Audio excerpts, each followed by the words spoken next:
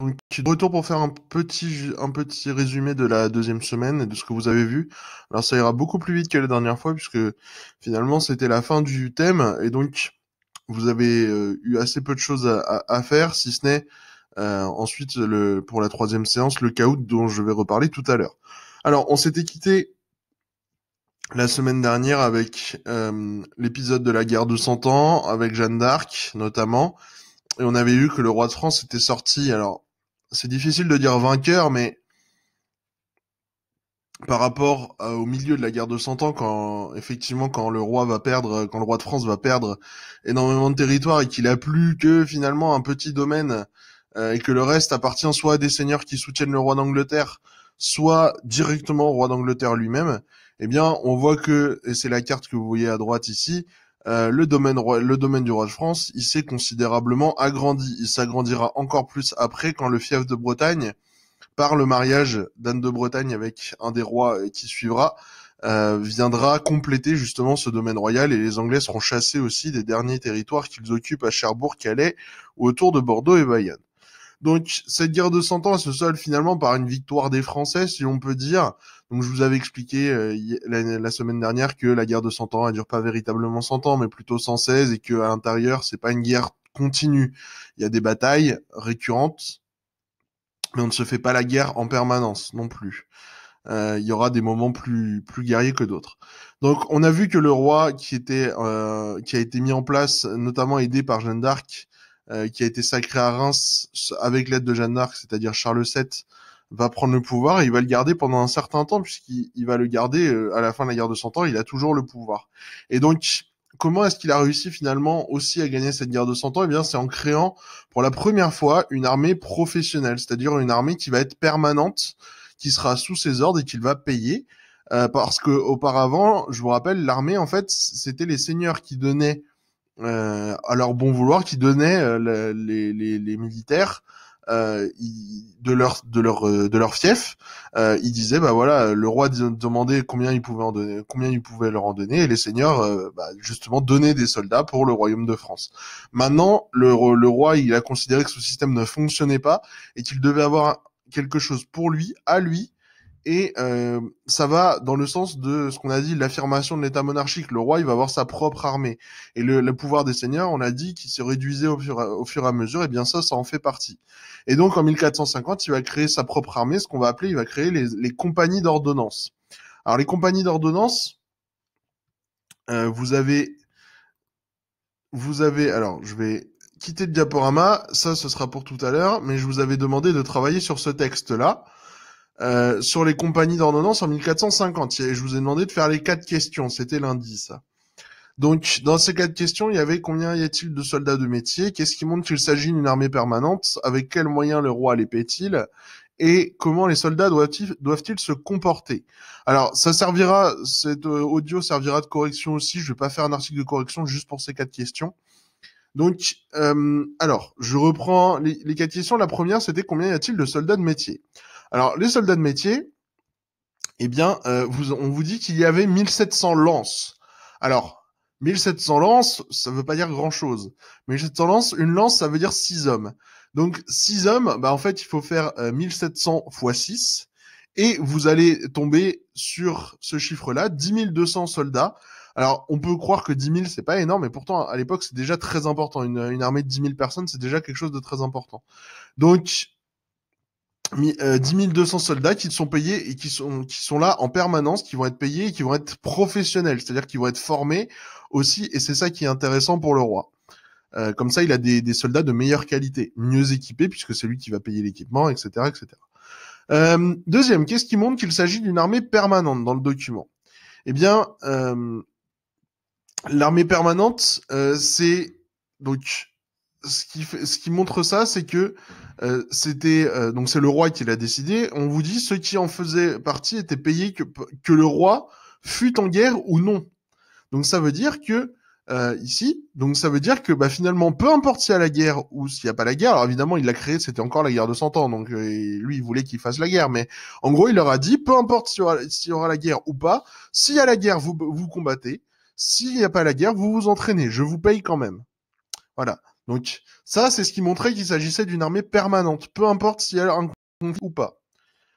Alors, la troisième question, c'était avec quels moyens le roi les paie-t-il? Parce que forcément, il faut pouvoir les payer, ces hommes.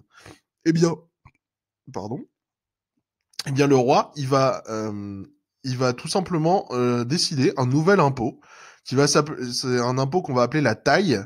Donc, à l'époque, c'est comme ça qu'on appelle les impôts. Donc, un impôt que le roi avait mis en place sur les gens des campagnes et des villes, appelé taille des gendarmes. Alors, gendarme, ça fait référence, c'est l'ancêtre du mot gendarme tel qu'on le connaît aujourd'hui, hein. Donc, des gendarmes, là, vous voyez, c'est en 3 mots. Donc, effectivement, il demande au peuple, en fait, de dire, bah voilà, vous allez payer une partie de votre impôt, vous allez le payer pour avoir une armée en permanence. Et comme ça, en échange, bah voilà, ça sera la sécurité.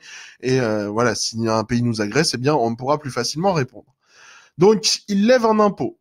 Et quatrième question, comment les soldats doivent-ils se comporter? Et là, il faut aller le plus à la suite du document. Donc, personne parmi eux, donc parmi les soldats de l'armée permanente, n'osait rançonner un prisonnier ou un cheval, ni se loger sans payer, excepté seulement chez les Anglais. Parce que oui, les Anglais, on a le droit de, voilà, c'est les Anglais, on les considère pas comme des Français tout simplement, et que donc on peut leur infliger des mauvais traitements. Donc là-dedans, qu'est-ce que ça veut dire? La rançon de quelque chose, c'est quand par exemple on a un prisonnier et on va demander à sa famille de payer. Et en fait, c'était quelque chose qui se faisait beaucoup à l'époque.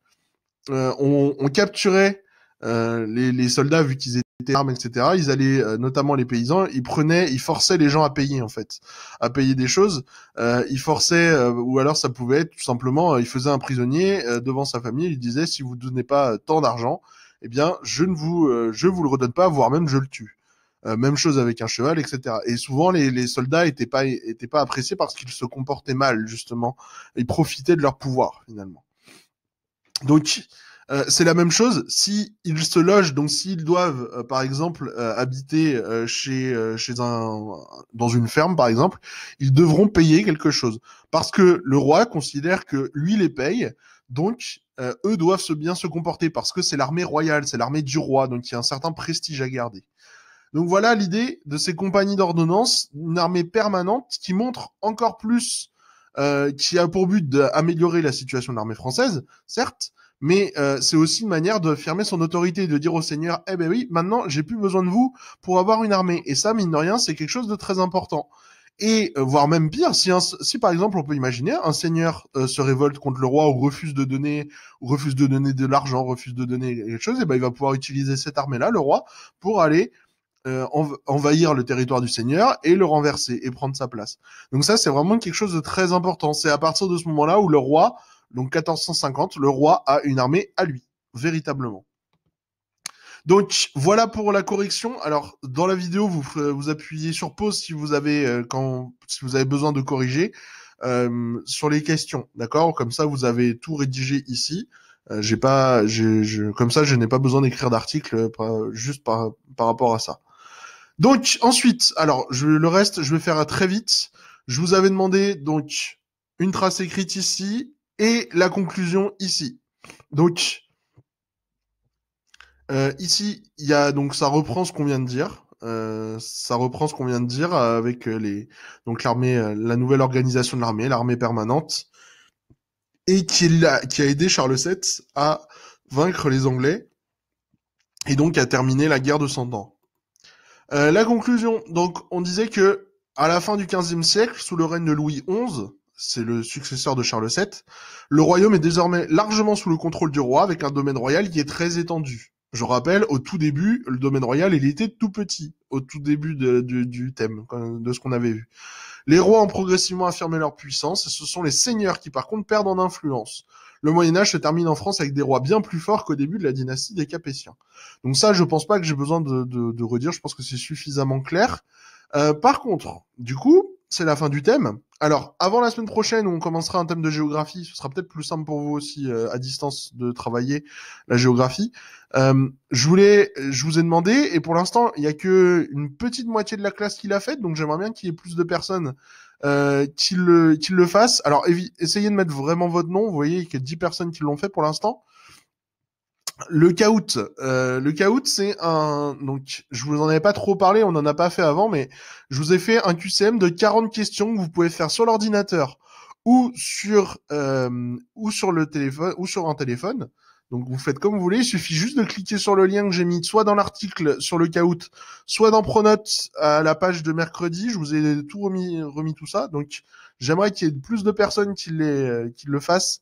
Vous avez jusqu'à samedi soir pour le faire et on va pouvoir comparer les scores. Donc, c'est-à-dire que vous gagnez des points si vous faites des séries de bonnes réponses, si vous répondez vite, etc. Alors, essayez de le faire sans tricher. Le but, c'est pas de regarder son cours, etc. Essayez de le faire sans tricher. Et comme ça aura véritablement un intérêt. Donc ça servira. Alors, ce sera pas évalué. Je veux pas vous mettre d'évaluation pendant que vous êtes chez vous. C'est pas pratique, je sais très bien. Donc, on verra ça au retour.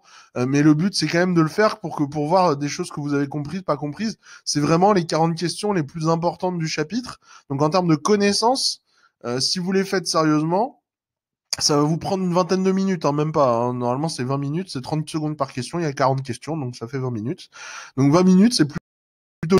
faites-le jusqu'au bout. Même si vous avez des mauvaises réponses, c'est pas grave. Hein. Mauvaise réponse, c'est pas un drame. Voilà, faites-le. Vous pouvez, voilà, je vous conseille de le faire. Ça vous servira aussi pour voir ce qui vous manque ou voilà, en termes de connaissances. Le but, c'est de le faire le plus sérieusement possible. Donc, on se retrouve la semaine prochaine avec un thème de géographie qui va commencer. Je vous en reparlerai à partir de lundi, du coup. Donc ce sera la première séance, ce sera de copier l'introduction. En général, c'est comme ça que ça se passe. Je vais pas vous donner beaucoup de choses à faire non plus. Et on va essayer de continuer et de travailler correctement. N'hésitez pas sur Pronote à me demander s'il y a besoin, s'il y a des questions, même pour le Kahoot si vous avez du mal à le faire. Mais normalement, vous verrez, c'est très facile à faire. Il suffit juste d'appuyer et de créer son. Il y a pas de compte à créer, rien du tout. C'est vraiment, vous le faites sans aucun problème. Donc jusqu'à samedi soir. Essayez, donc si vous n'avez pas compris des choses, vous n'hésitez pas, vous me demandez, vous mettez des commentaires sur la vidéo YouTube s'il y a besoin, etc., etc. Voilà, donc bonne semaine à vous et portez-vous bien.